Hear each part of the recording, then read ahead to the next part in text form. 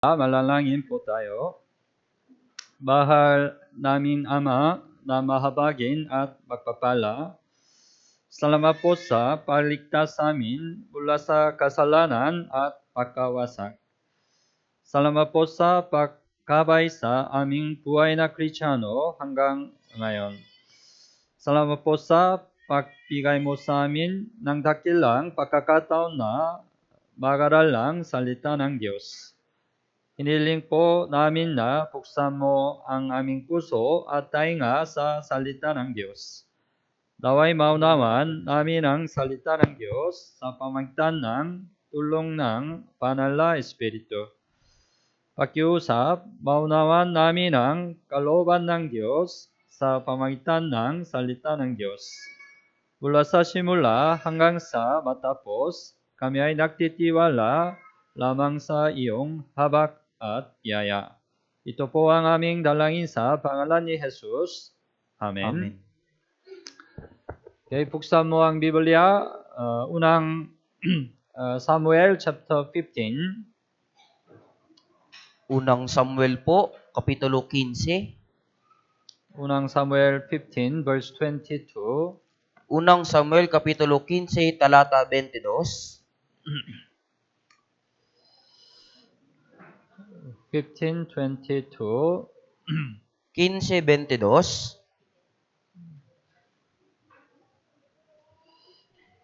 Okay, basahin po natin ng sabay-sabay.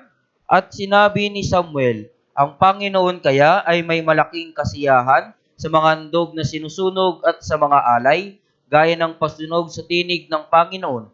Tiyak ang pagsunod ay mas mabuti kaysa alay at ang pakikinig kaysa taba ng mga tupang lalaki. Ang pagsunod ay mas mabuti kaysa alay. Last Sunday, we learn about the obedience. Sa nakaraang linggo ay natutunan po natin ang patungkol sa pagsunod. This new year, we set the new slogan. At itong bagong taon ay nagtakda tayo ng bagong slogan. That is the obedience. Yan po ang pagsunod. So this year, let's try to practice the obedience. Kaya sa taong ito, subukan po nating isagawa ang pagsunod. Last Sunday we learn the obedience is really important in our Christian life. Sa nakaraang linggo, natutunan po natin na yung pagsunod ay napakahalaga sa ating buhay. So if we summarize the Bible, full Bible,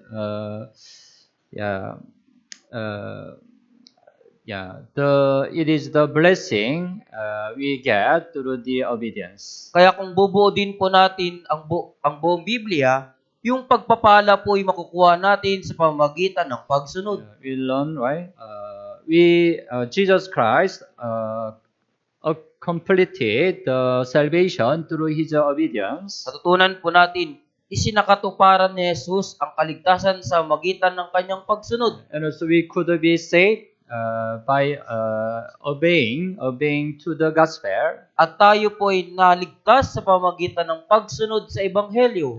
And also we learn what's the real obedience. At natutunan din po natin kung ano ang tunay na pagsunod. Even though my thought is different from the God's will, we have to obey. Kahit na yung pag-iisip ko at yung aking kalooban ay iba sa salita ng Diyos, kailangan pong sumunod. And also we learn, right? Partial obedience can be the disobedience. At masabi po natin yung partial na pagsunod po ay hindi po ganap na pagsunod. We have to obey completely, right? Kailangan po nating ganap na sumunod. And also, if the gospel is clear, sure, we have to obey immediately. At kung ang kalooban ng Diyos ay malinaw at tiyak, kailangan po nating agad na sumunod. We shouldn't delay in obedience. At wag po nating i-delay o antala yung pagsunod. And so we learn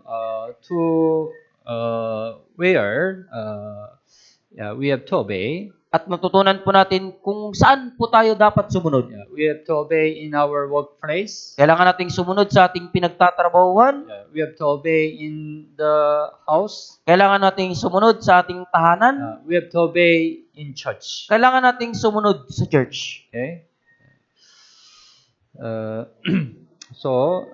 Today, let's continue learn about the obedience. Kaya sa araw na ito, patuloy nating pag-aaralan po ang pagsunod. Patkin mahalaga ang pagsunod. Patkin mahalaga ang pagsunod. You also need to know, right? Our Philippine Life World Mission also set the new slogan 2025.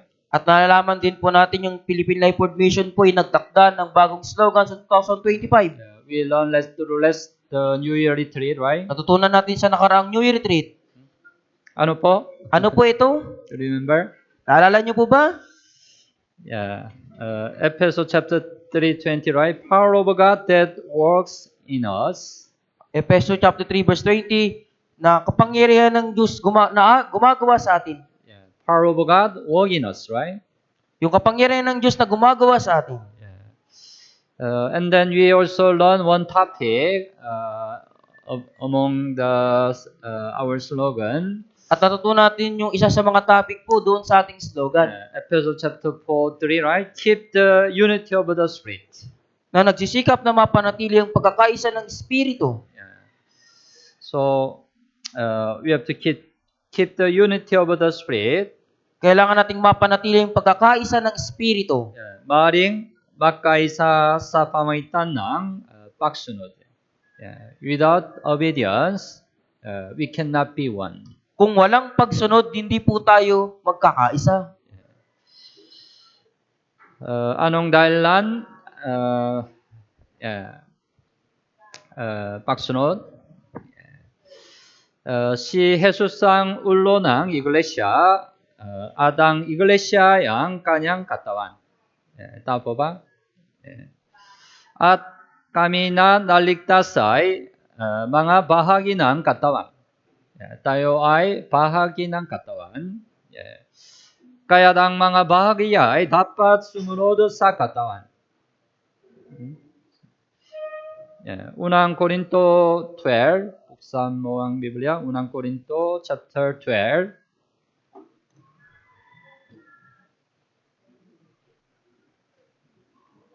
Unang Korinto 12, verse 27.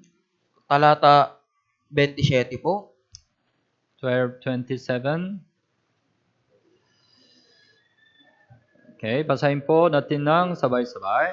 Kayo nga ang katawan ni Kristo at ang bawat isa ay mga bahagi. Kaya nga ang katawan ni Kristo, kayo ay iglesia. Right? Iglesia. Iglesia ay tao na naligtas, right? bawat isa mga bahagi.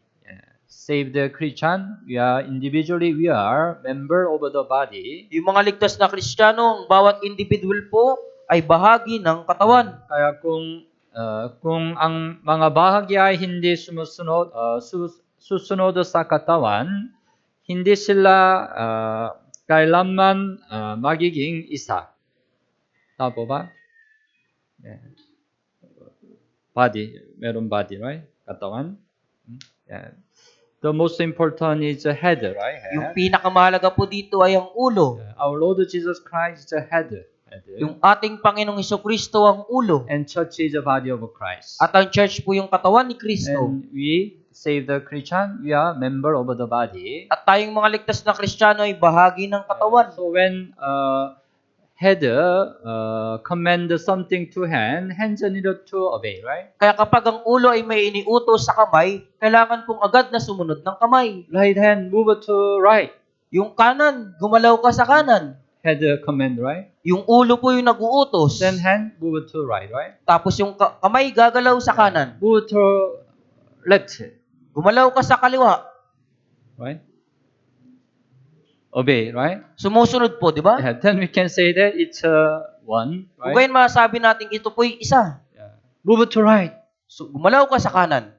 but move to left. Pero gumalaw po pa kaliwa. Something wrong, right? Parang may mali po, di ba? Yeah. So without obedience, we cannot be one. Kaya kung walang pagsunod, hindi po tayo magiging isa. God cannot work through us. At ang Diyos ay hindi po makakagawa sa atin. Naintindihan niyo po? Yeah. This year, our church needed to become one. Sa taong ito, ang ating church po ay dapat maging isa. Then God can work through us. Kung gayon ng Diyos ay makakagawa sa We atin. can experience the power of God. At mararanasan natin ang kapangyarihan ng We Diyos. try to become one. We have to obey. Kaya upang maging isa, kailangan nating sumunod. Kung ganun, yeah, paano natin mabubuhay ng maayos sa pagsunod? Paano?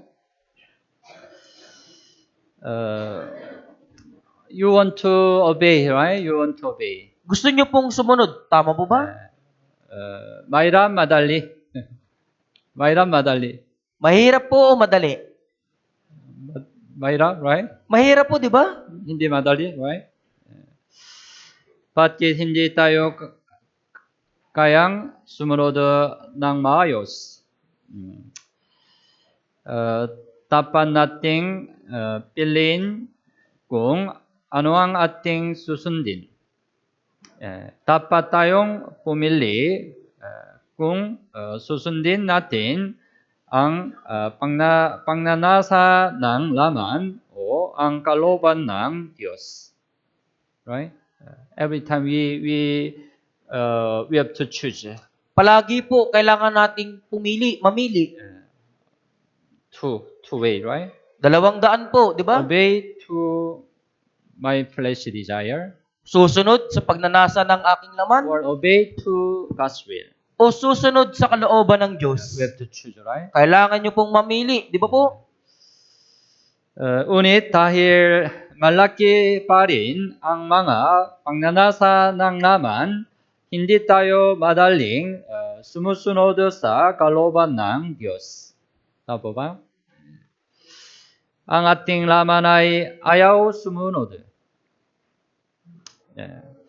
Even Apostle Paul, right? He experienced. Maging si Apostol Pablo, di ba po, ay naranasan niya. Roman chapter 7. Buksan Roma. mo ang Biblia. Roman chapter 7. Kapitulo 7, Roman 7. Verse 18 and 19. 18 and 19. talata 18 hanggang 19. Roman 7, 18 and 19. Roma, Kapitulo 7, talata 18 hanggang 19. Okay, basahin po natin ng sabay-sabay. Sapagkat nalalaman ko na walang mabuti na nananatili sa akin, sa makatuwid ay sa aking laman. Ang pagnanais ng mabuti ay nasa akin, subalit hindi ko iyon magawa. Sapagkat ang mabuti na aking nais ay hindi ko ginagawa, ngunit ang masama na hindi ko nais ay siya kong ginagawa. Verse 18, sapagkat nalalaman ko na walang mabuti na nananatili sa akin. Tama? Yeah. Aking laman, right? Yeah. Kaya 19, sapagkat ang mabuti na aking nais ay hindi ko ginagawa. Ngunit ang masama na hindi ko nais ay siya kong ginagawa. Yeah. You frequently experience, right? Madalas nyo po itong nararanasan, tama po ba? Bago pumunta sa church tuwing linggo, ang ating laman ay nais magpahinga sa bahay. Tama po ba? Yeah.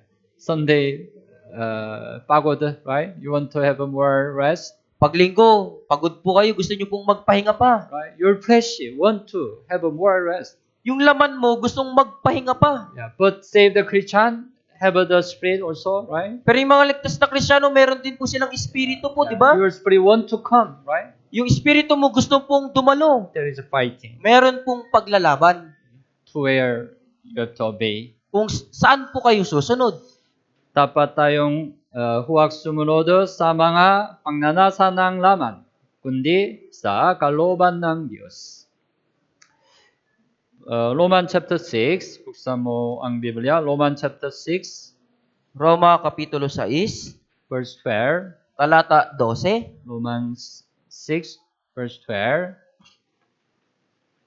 So, basahin po natin ng sabay-sabay. Kaya't huwag ninyong pagariin ang kasalanan sa inyong katawang may kamatayan upang masunod ang mga pagnanasa nito. So,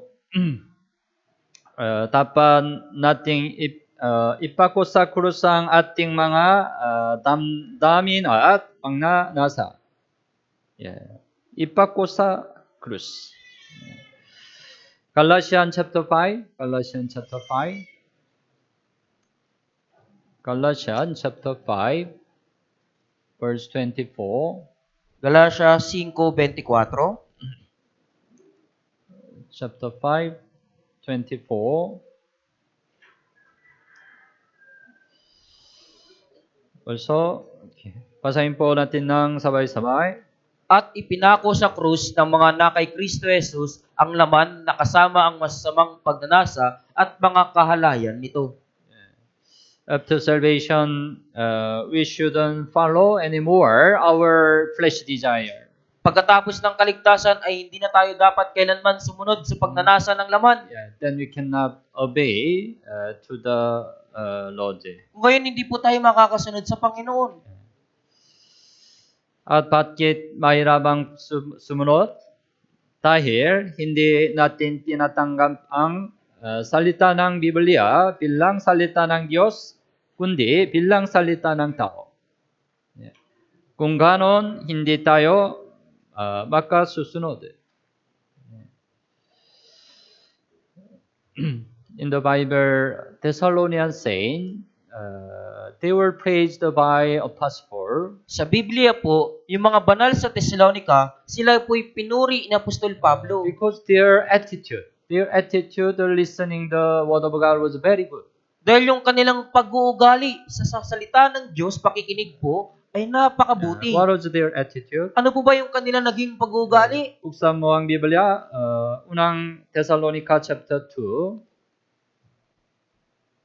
Unang Thessalonica chapter 2, 13.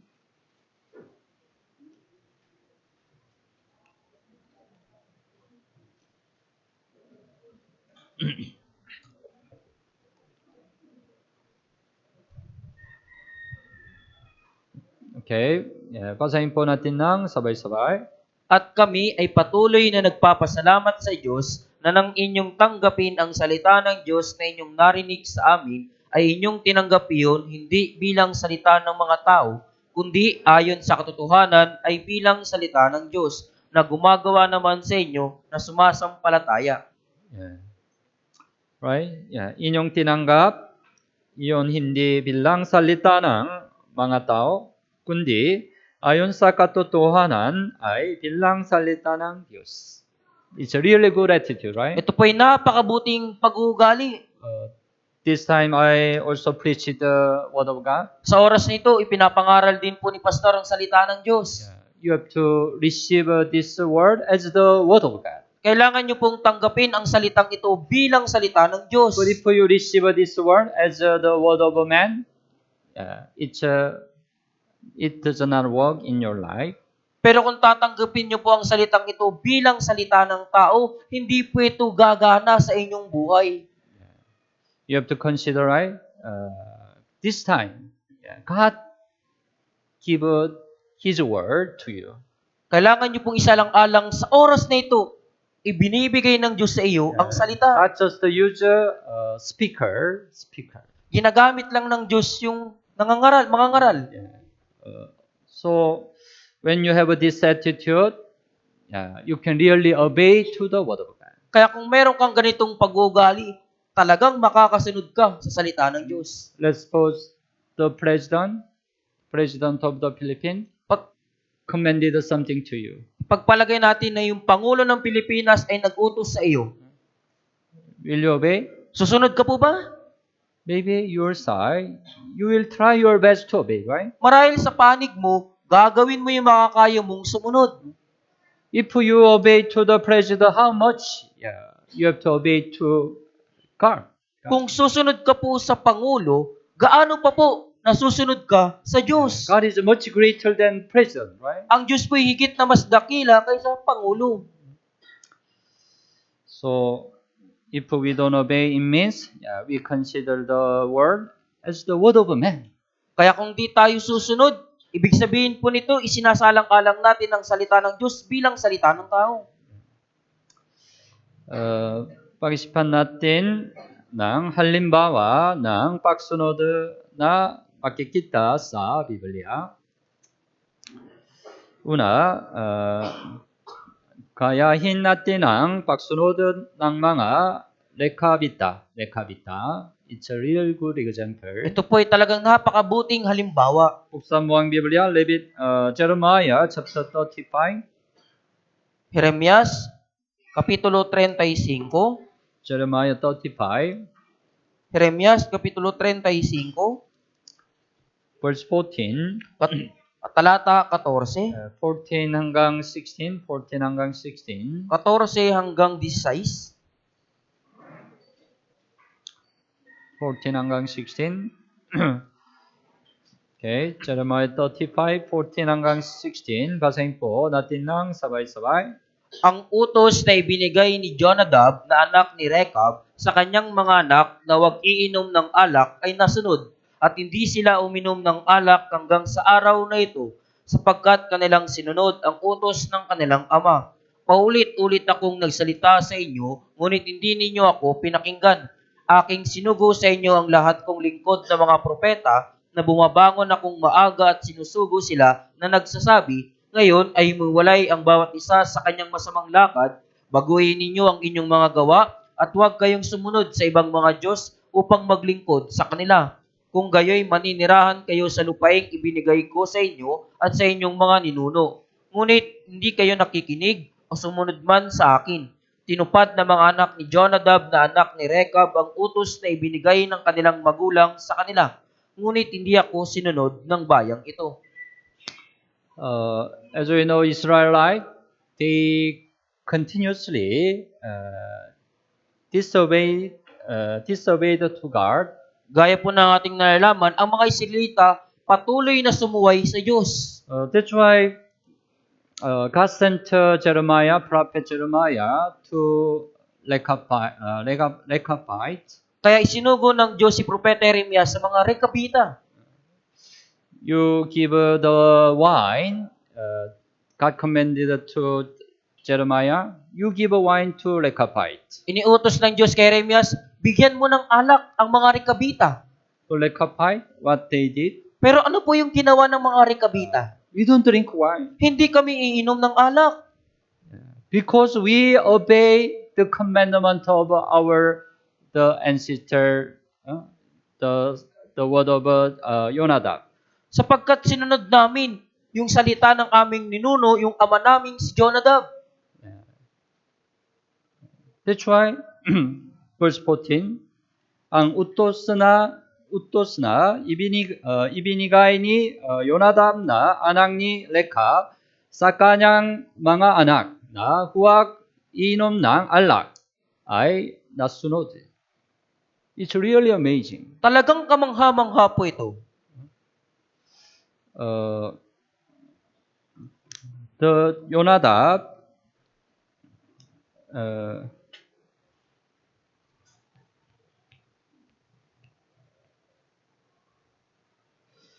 and this time at the time of Jeremiah, Si Jonadab po at sa panahon naman ni Jeremias, it's around 300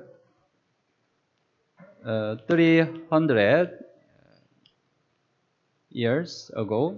Ito Jonadab po, said, 300,000 taon pong sinabi bago nakalipas po. Jonadab said 3,000 years ago to his descendant, Sinabi ni Jonadab sa kanyang mga anak, 300 taon na po ay nakalipas, don't drink wine. huwag kayong iinom ng alak. Jonadab said. Yan yung sinabi ni Jonadab. But descendant of Jonadab continuously kept Pero yung mga ina po, mga anak ni Jonadab, Yeah. patuloy po itong sinunod until this time. hanggang sa panahon nito.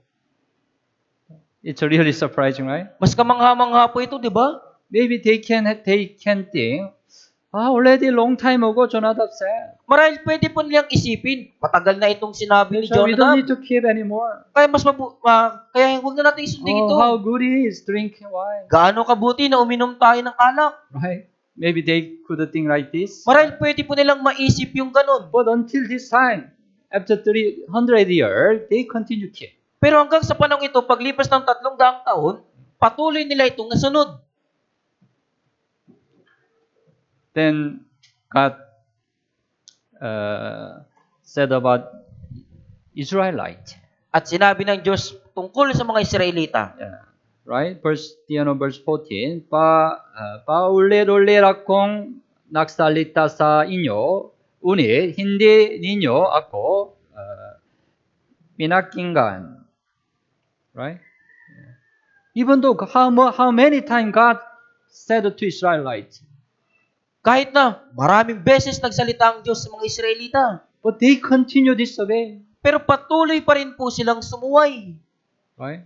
Tama po ba? What compare Rechabite with the other Israelites? Ikinumpara ng Diyos ang mga Israelita sa mga Rekabita.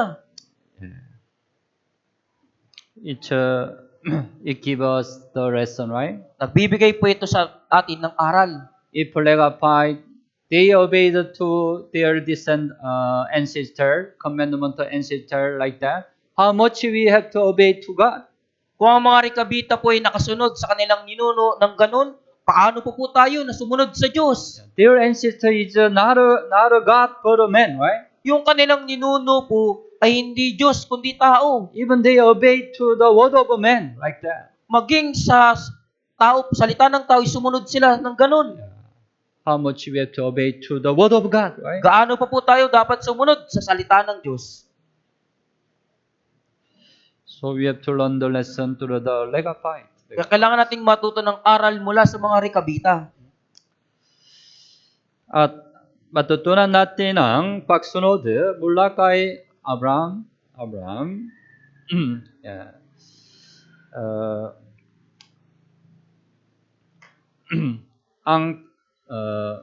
Ang taong may pagkatakot sa Diyos ay sumusunod. Last time we learned, right? Abraham offered his son Isaac as a burnt offering when God commanded. Sa nakaraang linggo po, natutunan natin na inihandog ni Abraham si Isaac bilang handog na sinusunog sa utos ng Diyos. He showed a good example of obedience. Nagpakita siya ng mabuting halimbawa ng pagsunod. Yeah. But his obedience comes from fear God. Pero yung kanyang pagsunod po ay nagmula sa takot sa Diyos. Buksan mo ang Biblia, Genesis 22.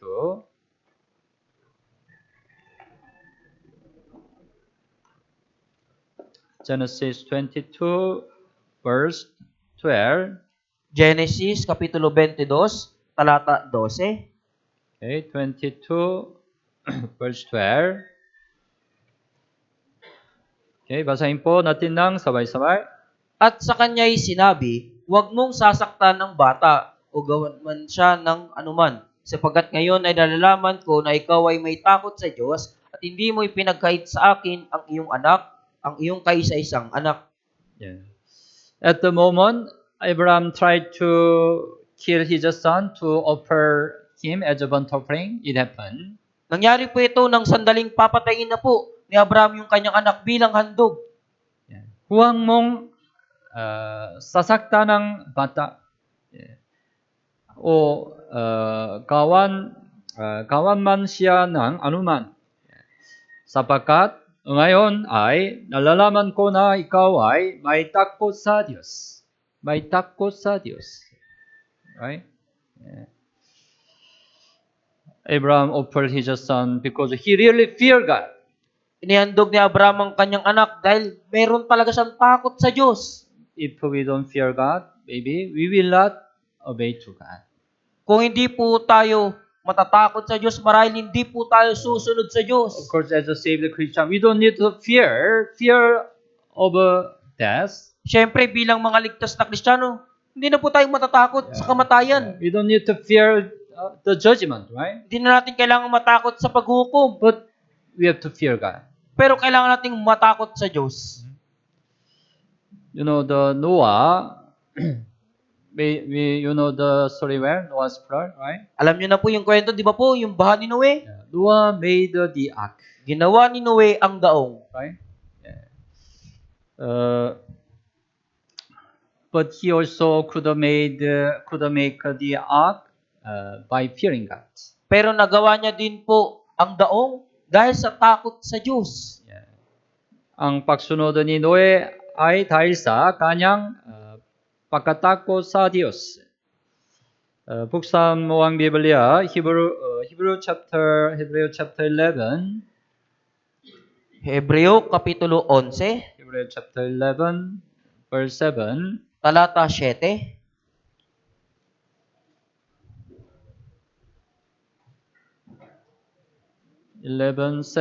Verse 7.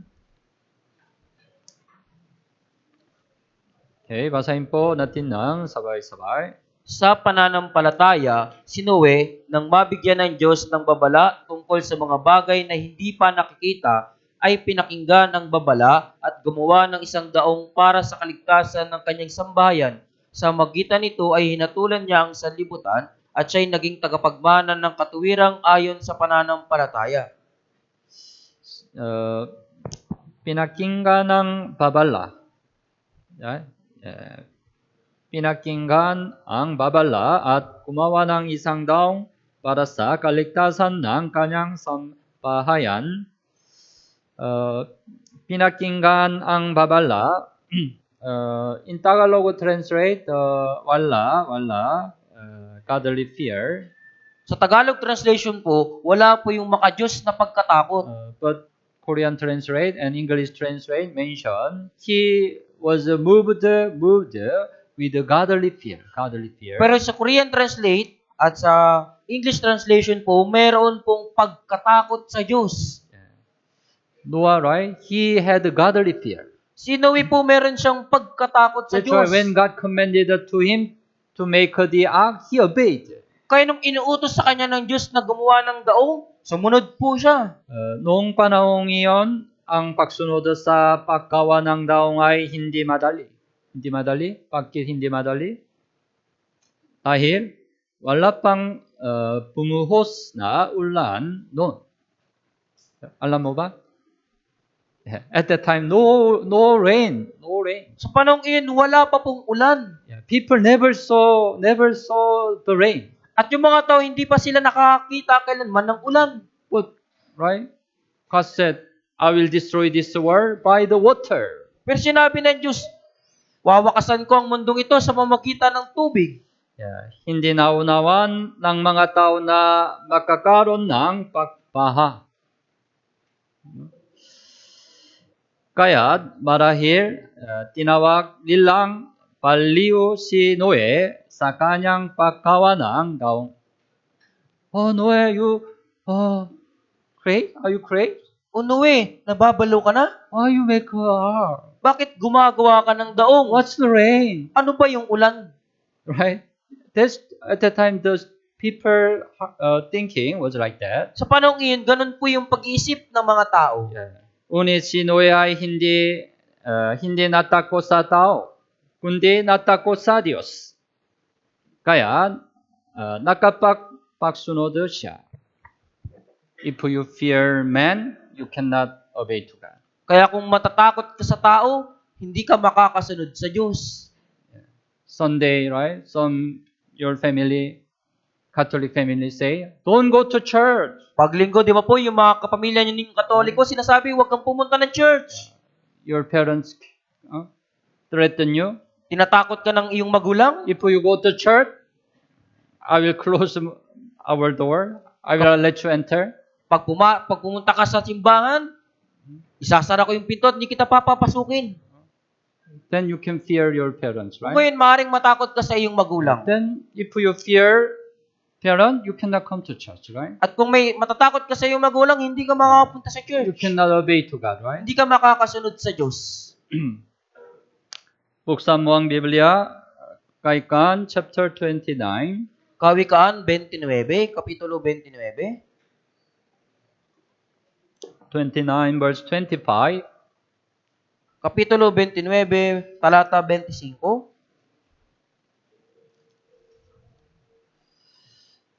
29, verse 25. Basahin po natin ng sabay-sabay.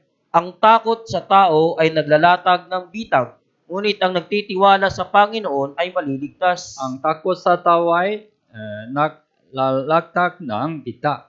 It means you cannot live a Christian life. Ibig sabihin, hindi ka makakapamuhay sa iyong buhay Kristiyano Yeah. Because you cannot obey to God. dahil hindi ka makakasunod sa salita ng Diyos. So don't fear anybody. Kaya huwag kayong matakot sa kanino man. You have to just fear God. Ang kailangan mo lang katakutan ay ang Diyos. Then you can obey to God. Kung gayon, makakasunod ka sa Diyos. At maaari tayong sumunod sa Diyos kapag mahal natin ang Diyos. Mahal natin ang Diyos. Yeah. Si Abraham ay minahal si Isaac ng higit pa sa kanyang sariling buhay. Ngunit dahil minahal niya ang Diyos higit kay Isaac, kaya't nakapagsunod siya sa salita ng Diyos. Yeah. Right? Maaari tayong sumunod sa Diyos kapag mahal natin ang Diyos ng higit sa sinuman. Sinabi ni Jesus, buksan mo ang Biblia, Matthew chapter 10. Mateo Kapitulo 10, Matthew chapter 10, 37. talata 37.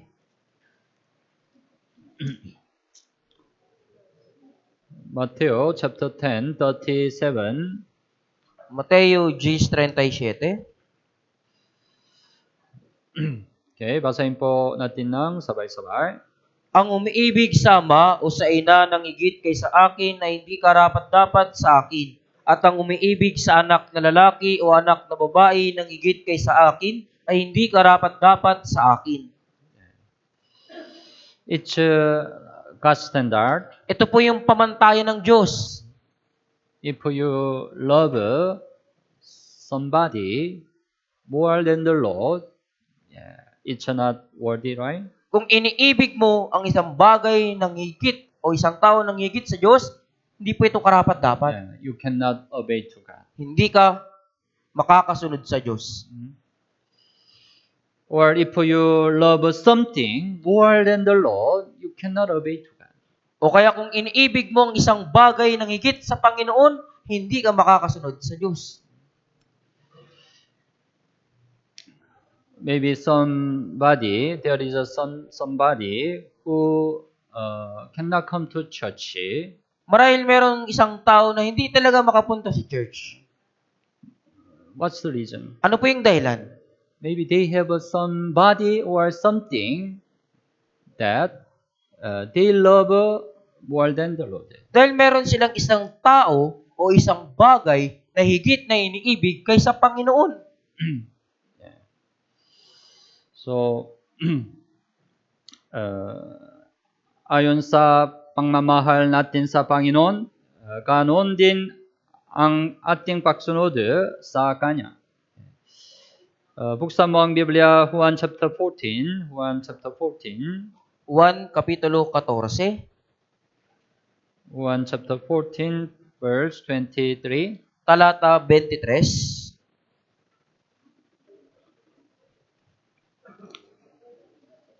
Juan chapter 14, 23. Juan Kapitulo 14, versikulo 23. Okay, basahin po natin ng sabay-sabay. Sumagot si Jesus sa kanya, kung ang isang tao ay nagmamahal sa akin, ay kanyang tutuparin ang aking salita, at siya'y mamahalin ng aking Ama, at kami lalapit sa kanya, at kami gagawa ng tahanang kasama niya. Right? Sinabi ni Jesus, right? Kung ang isang tao ay nangmamahal sa akin, ay kanyang tutuparin ang aking salita. Dahil mahal natin ang Panginoon, nais nating kusang loob na sumunod sa kanyang mga salita.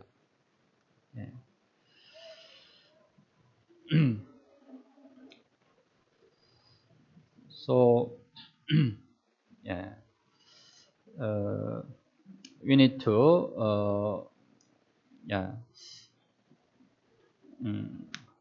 How can you testify? How can you testify you really love the Lord? Paano nyo po mapapatunayang mahal nyo talaga ang Panginoon? Right? Anybody can say, I love the Lord. Sino man po pwede niyang sabihin, mahal ko ang Panginoon. Every day you can say that I love the Lord. Araw-araw pwede mong sabihin, mahal ko ang Panginoon. But how can we know you really love the Lord? Pero paano nating malalamang iniibig mo talaga ang Panginoon? Actually, we don't know, right? Sa katunayan, hindi talaga natin Because alam, di anybody ba? can say, I love the Lord. Dahil sino man pwedeng sabihin, mahal ko ang Panginoon. I love the Lord more than any other thing. Mahal ko ang Panginoon higit sa lahat ng bagay. But how can you know Pero paano natin malalaman if we don't obey? kung hindi tayo susunod? Yeah. Obedience, testify. We really love the Lord. Yung pagsunod yung nagpapatunay na talagang mahal natin ang Panginoon. So, don't say, I love the Lord without obedience. Kaya wag mong sabihin, mahal ko ang Panginoon nang walang pagsunod. Through obedience, we can testify our real love to the Lord. Sa magitan ng pagsunod, mapapatunayan natin yung ating tunay na pagmamahal sa Panginoon. At maaari tayong sumunod kapag mayroon tayong pananampalataya. Pananampalataya.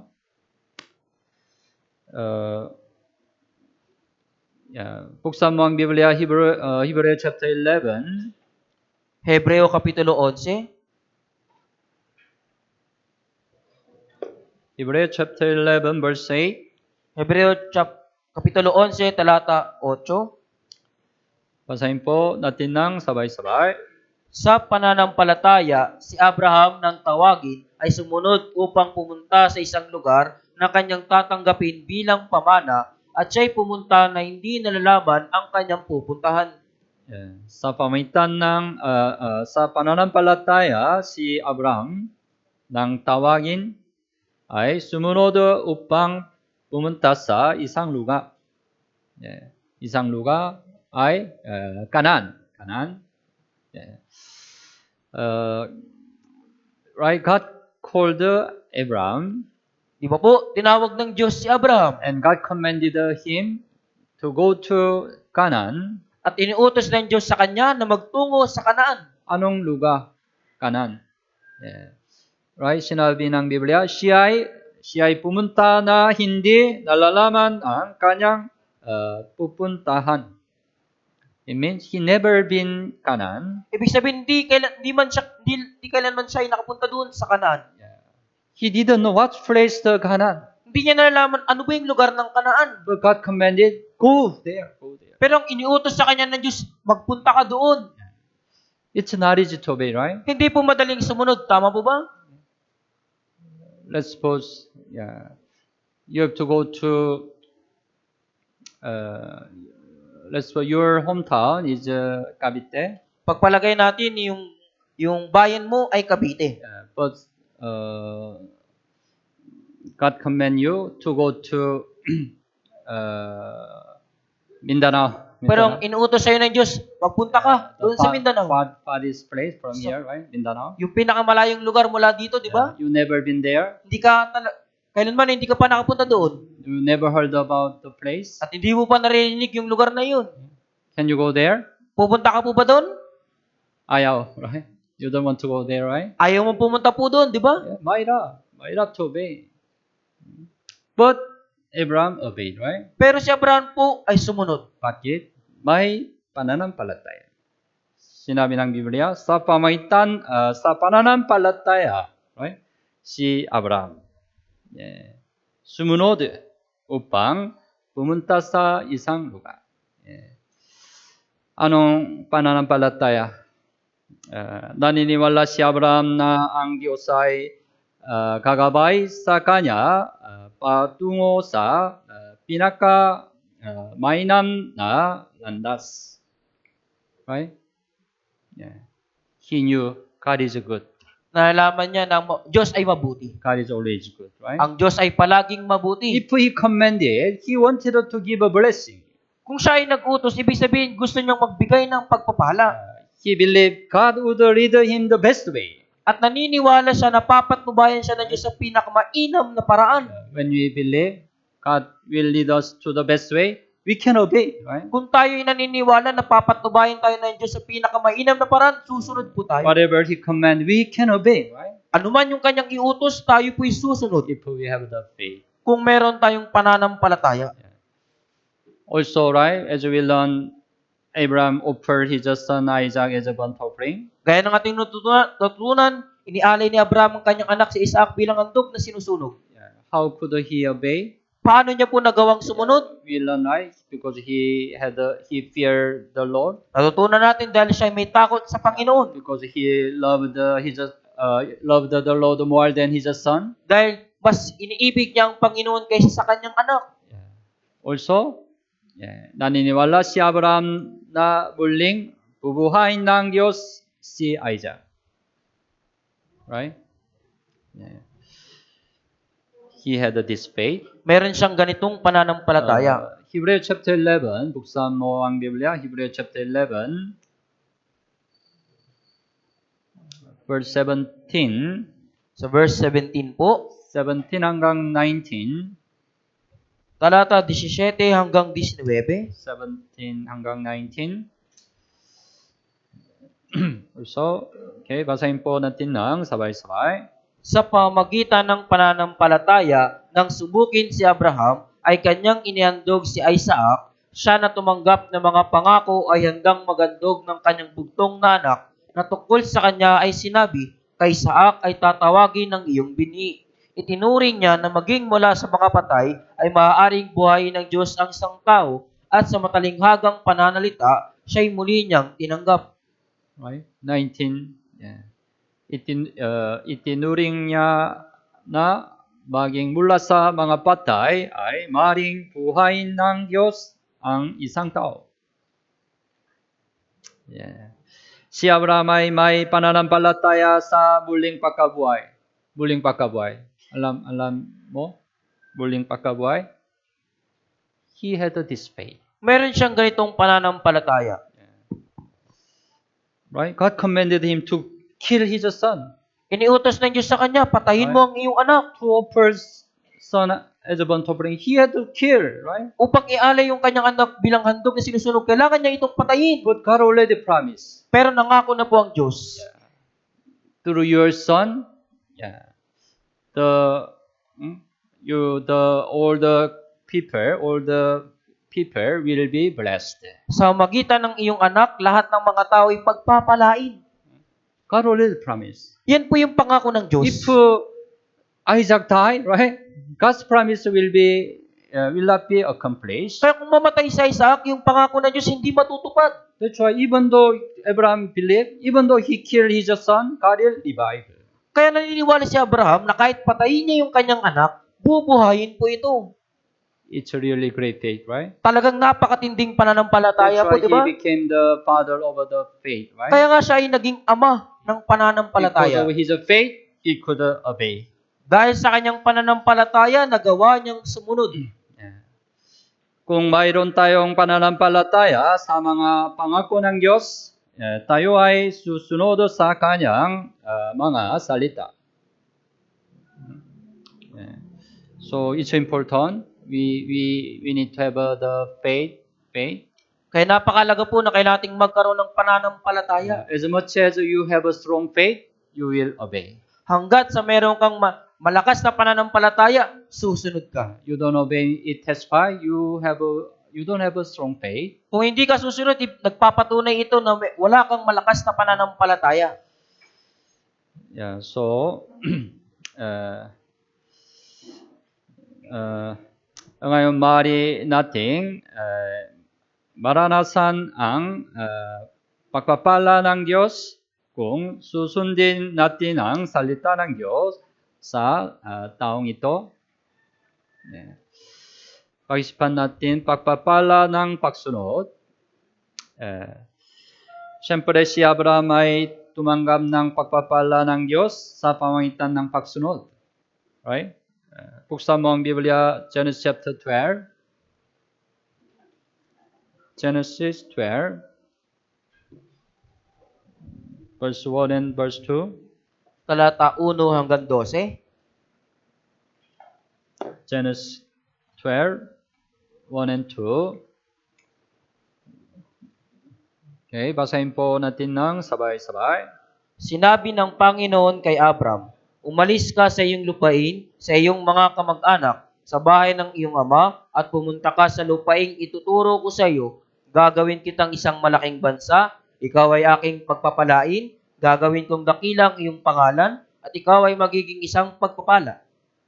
Verse 2, ikaw ay aking pagpapalain, gagawin kong dakila ang iyong pangalan, at ikaw ay magiging isang pagpapala.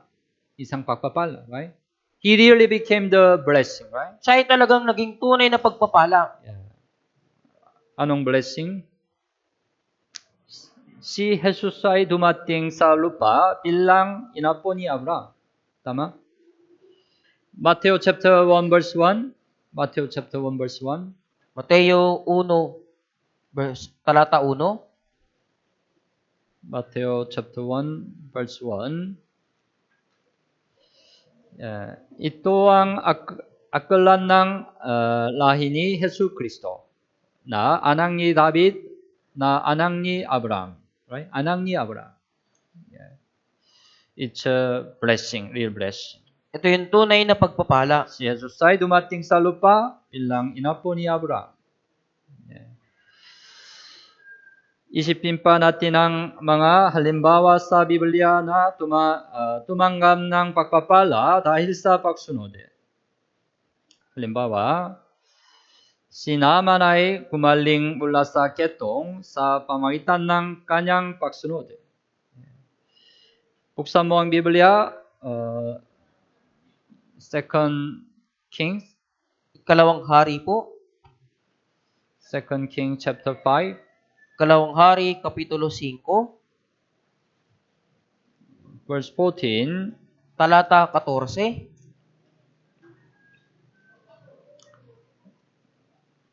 Chapter 5, verse 14. Kapitulo 5, talata 14.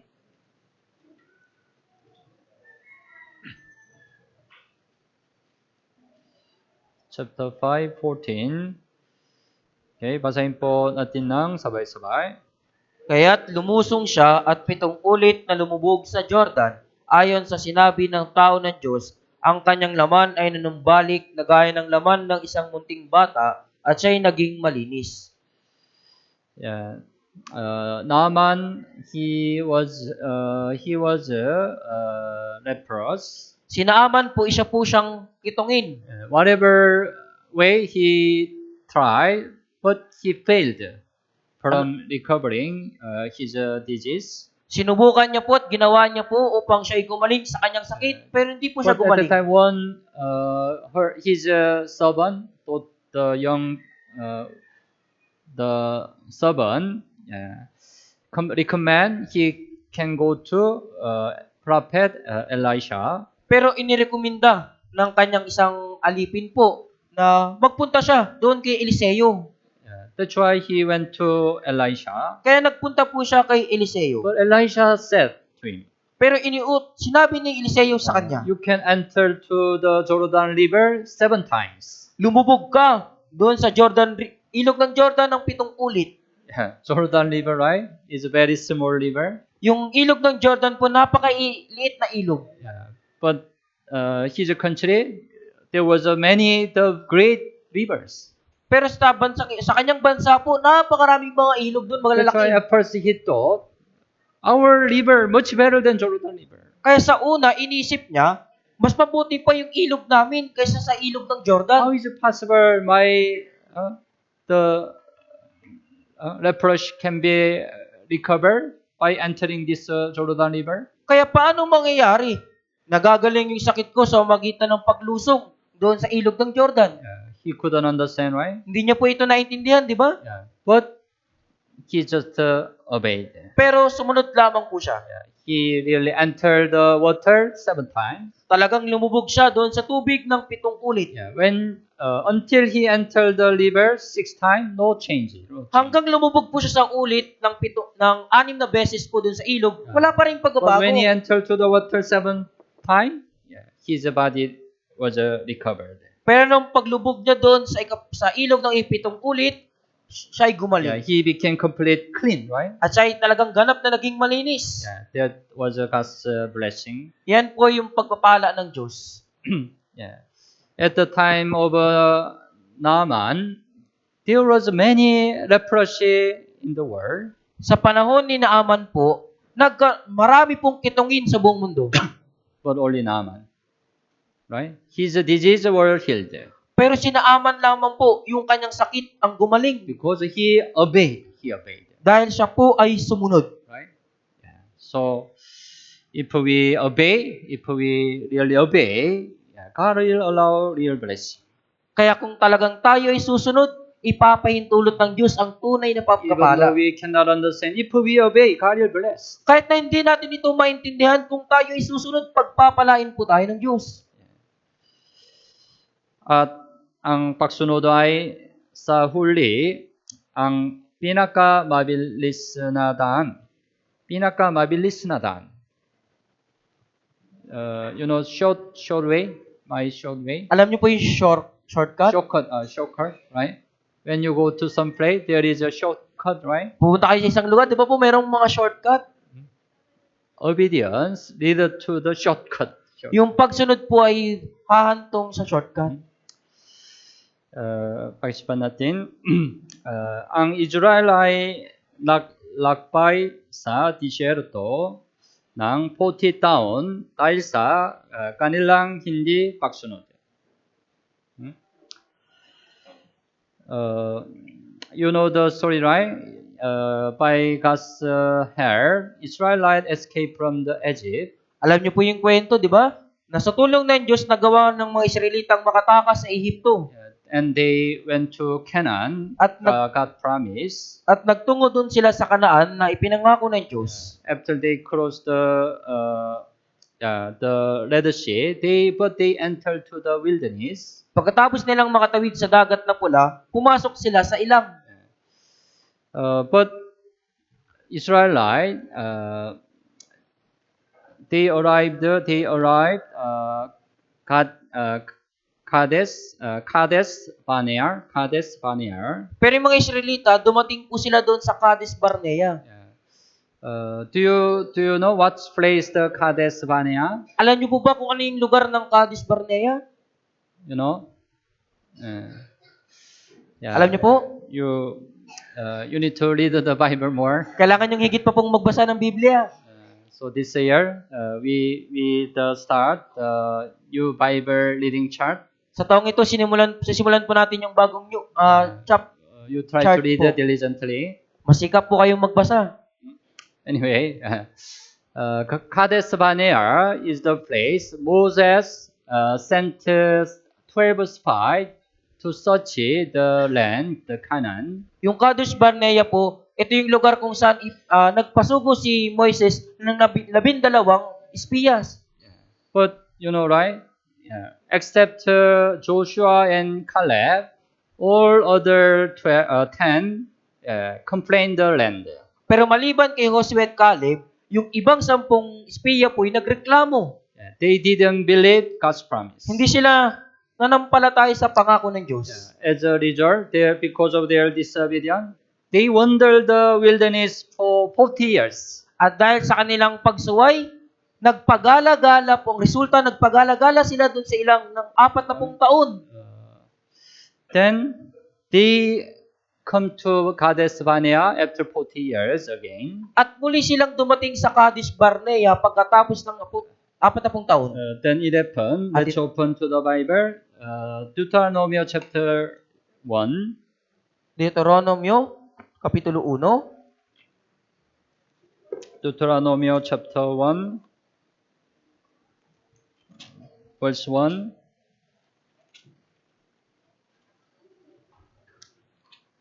Verse 1 hanggang 3. Verse 1 ng talata 1 hanggang 3. Chapter 1, verse 1 hanggang 3. Okay, basahin po natin ng sabay-sabay. Ito ang mga salitang sinabi ni Moises sa buong Israel sa kabila ng Jordan sa ilang, sa Araba na katapat ng Su, sa pagitan ng Paran at ng Tofel, Laban, Haserot, at Dihasab. Iyon ay 11 araw ng lakbayin mula sa Horeb kung daraan sa bundok ng Zir hanggang sa Kadesh Barnea. Nang unang araw ng 11 buwan ng 40 taon, nagsalita si Moises sa mga anak ni Israel ayon sa lahat ng iniutos ng Panginoon sa kanya para sa kanila. verse 2, 이온 ay 12 araw na lakbayin mula sa Horeb kung daraan sa bundok ng Seir hanggang sa Kadesh Barnea, right? We need to understand the meron Horeb. Kailangan natin maintindihan po, meron pong Horeb.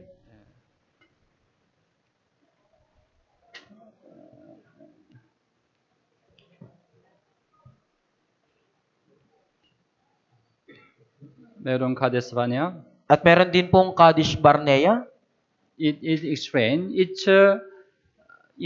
the distance. Pinapaliwanag po nito yung layo, yung distansya. 11 days, right? 11 araw po, right? yung lakbayin. 11 days. But actually, the real distance, it's 264 kilometer. Pero sa katunayan, yung pinakadistansya talaga ay 264 kilometro. 11 day, 264 kilometer. Then, 1 day. 1 day, how long distance can travel? Kaya sa isang araw po, gaano kalayo yung kanilang malalakbay? Ano? Huh? You need to calculate? Huh? 11, right? Yeah. 11 po. 24 kilometer, right? Per day, right? Kada araw po, 24 na kilometro. Tama? Yes. It means usually we can travel 24 kilometer a day because at that time no car. Walang kotse, right? Dahil sa panahon ngayon, wala pa pong mga sasakyan. Walking. Kaya Right? lakad lang po. It explains the distance. Pinapaliwanag po nito yung layo, yung distansya. As I said, Kadesh Barnea is the place Moses sent a spy to search the Canaan. Gaya ng aking inuutos, yung Kadesh Barnea, ito yung lugar kung saan ipinasugo ni Moises yung 12 espiya. And then from the Kadesh Barnea, the land of promise, Canaan, the northern area, there is a Beersheba. At sa Kadesh Barnea, doon sa Kanaan po, sa pinaka hilaga po ay merong Berseba. Yeah, this is the Canaan. Ito po yung Kanaan. There is a place Beersheba. Mayroon pong Berseba. Yeah, Kadesh Barnea to Beersheba. Yeah, distance around 80 kilometer. At mula sa Kadesh Barnea hanggang sa Berseba, yung layo po nito ay 80 kilometro. Yeah, around right 32 4 days distance, right? Ito po ay halos 3 hanggang 4 na araw. Naintindihan niyo po? Yeah. But the problem, Israel couldn't reach Canaan, right? Even though it's a very not so long distance, right? Kaya pa man ang problema, ang mga Israelita, hindi sila nakarating sa Kanaan, kahit ito po isang maiksing lakbayin. Right? If they obey to God, right, they could enter Canaan after 3 or 4 days. Kung sumunod sana sila sa Diyos, nakarating sila sa Kanaan pagkalipas lamang ng 3 hanggang 4 na araw. But because of their disobedience, what happened? Pero dahil sa kanilang pagsuway, ano po ang nangyari? They wandered the wilderness. Tuloy-tuloy wander. Nagpagala-gala po sila sa ilang ng tuloy-tuloy po. It took 40 years. At inabot po sila ng 40 taon. Right? It happened, right? Yan po yung nangyari. Tama po ba? Meron shortcut. But they wandered 40 years. Pero nagpag-alagala sila ng 40 taon. naintindihan niyo po? Obedient. Pagsunod Lead to shortcut.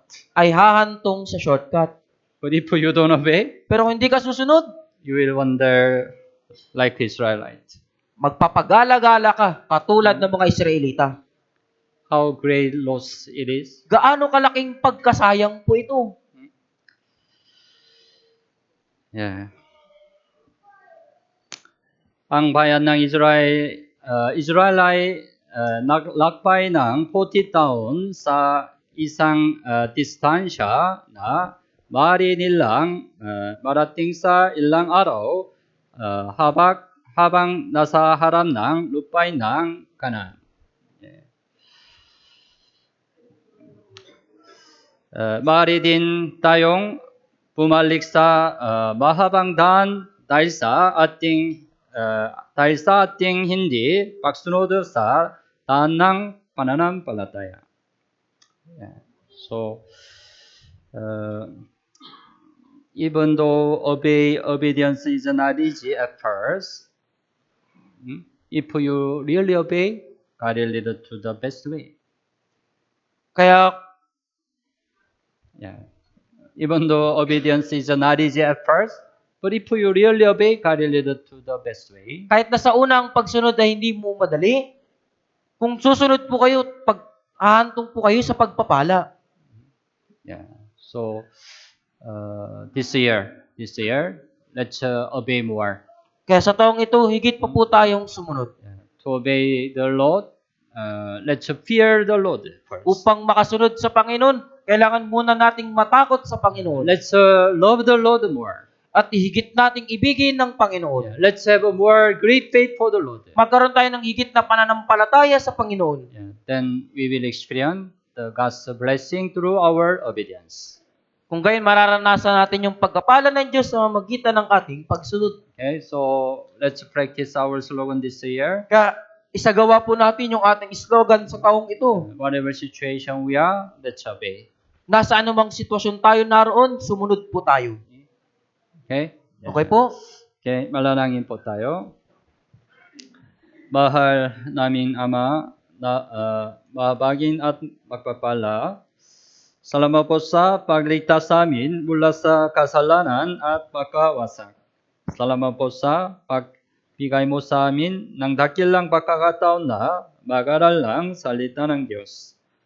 Salamat po sa maunawaan ang kalooban ng Diyos sa pamamagitan ng salita ng Diyos. Hiniling po namin na sundin natin ang salitang natutunan natin ngayon. Tulungan mo po kami na mabuhay ng higit na sumusunod sa iyo sa taong ito. Pakiusap, panatilihin at kabayan kami hanggang sa muling dumating ang Panginoon. Ito po ang aming dalangin sa pangalan ni Jesus. Amen.